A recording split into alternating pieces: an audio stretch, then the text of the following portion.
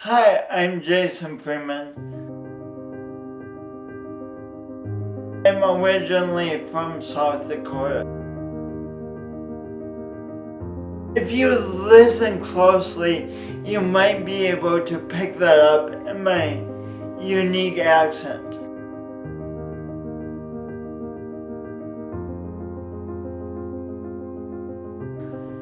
I have a question for you. What's something in your life that you really want to do, but you're just not doing? 12 years ago, I had so many things I had thought of to do in my life, but you know what? I was talking myself out of almost all of them. And I had great excuses. I think we all do. One of mine was my disability. My life almost didn't start. When I was born, my umbilical cord became kinked like a garden hose, which makes it super difficult for me to say the word umbilical. The name of my condition is cerebral palsy. Fortunately, as a little kid, I had no idea of the gravity of what had happened. I was just happy being me and figured I could do anything I wanted to in my life. But in 4th grade, something switched, and I began comparing myself to the other kids. That so didn't go well. But I still have my best friend, John. John and I had an unusual friendship. Like we did crazy things and went with just very unique thoughts about what we should do. Like one day, we just told his parents we were walking around the neighborhood and as we got farther and farther away from his house, I'm like, hey John, let's walk out to my house. And John's like, what? Your house is way out in the country. But I'm like, it'll be fun. We can do it. And we walk through town and along highways. Imagine my parents' shock when we show up out there. It was a 6-mile walk. And what I didn't mention is John had asthma. And he promptly threw up on my parents' new carpet to celebrate. But John was a trooper. He just did whatever he put his mind to. He loved being alive. Then the next year, he was out biking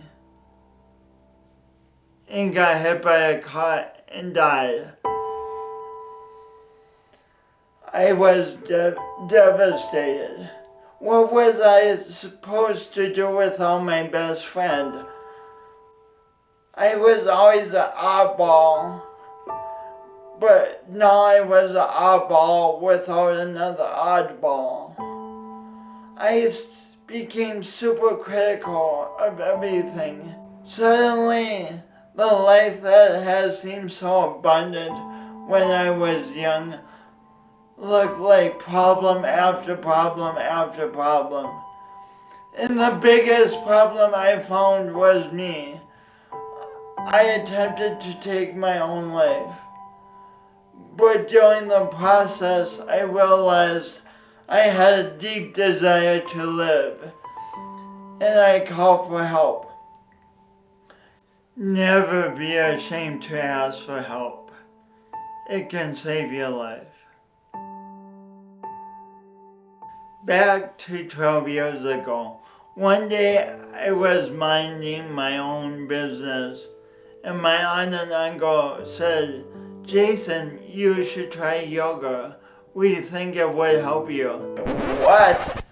And I was polite, and you know when you want to be polite about an idea but have no intention of doing it. And I was like, yeah, sure, yoga.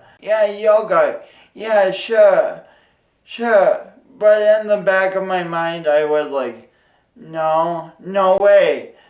Yoga, no. I have a disability. I don't do yoga. Then six months later, one morning, I was pacing around my apartment and thinking, oh gosh, it should be one of the happiest days of my life. After all, I have a great job. I'm surrounded by friends and family, and I just graduated with a master's degree. But then I was like, hey, I'm miserable. In fact, I'm miserably stressed out, and I just don't like my voice and coordination. I don't accept, let alone love me. So I reconsidered my aunt and uncle's suggestion. I went down to the YMCA and signed up for a $35 monthly membership with the intention of doing yoga. I didn't even take a yoga class that day, but that small step, that micro step, changed the course of my life. Countless yoga classes and micro steps later, I found myself on the path to a new, albeit ironic dream, one of being a professional speaker. In 7th grade, I barely wanted to speak. And now I'm speaking to a couple people. Listen, what I've discovered is we all have circumstances. Mine started with a birth injury. Yours may be something totally different. What I do know is this: our circumstances, as difficult as they sometimes are, don't have to define us. Take your next micro step. It could be the one that changes everything. Now I imagine some of you are thinking, easy for you to say, Jason. Well, actually, no, it's not. I have a speech impediment. You are the best hope for your goals and dreams.